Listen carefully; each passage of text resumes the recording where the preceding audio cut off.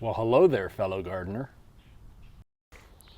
It's mid-June, and while many people's gardens are already blooming, it's not too late to get in on your own. My garden, for instance, is growing quite steadily despite the recent frost. So, let's grab a cool beverage and talk to some experts about what you should be doing for late gardening season. You can still enjoy a fruitful harvest by focusing on quick-growing plants and late-season vegetables.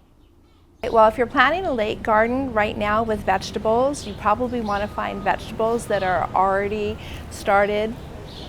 Definitely not from seedlings, a little too late in the season, but you want to find and look for hearty-looking plants that are green, maybe even has some growth already going on it as far as what it's producing. In addition to fast-growing veggies, consider planting perennials and annuals that thrive in cooler weather. That way, your garden can flourish well into the fall. One important consideration for late-season planting is soil preparation.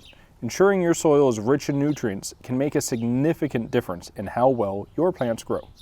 As far as if you're trying to repair a garden, I know from experience, because that's what I'm dealing with, you really want to do some maintenance on your plants. If you can help your plants survive through the next couple of weeks till we get some really solid summer weather, what you want to do is you may want to do some light pruning on some of your plants.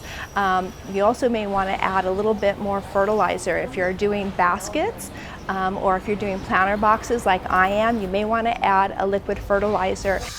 Watering is another crucial aspect, especially during the hotter months. Keep an eye on soil moisture and water consistently to ensure your plants don't dry out.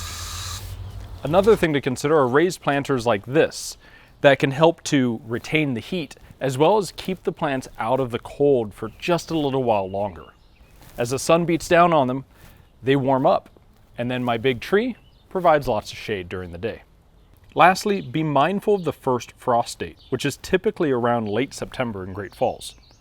Choose plants that can either mature before then or withstand the cooler temperatures of our 4A climate. So if you haven't started your gardening yet, don't worry, there's still plenty of time to grow. For more tips and hints, go to our website. In Great Falls, I'm James Rowland, MTN News.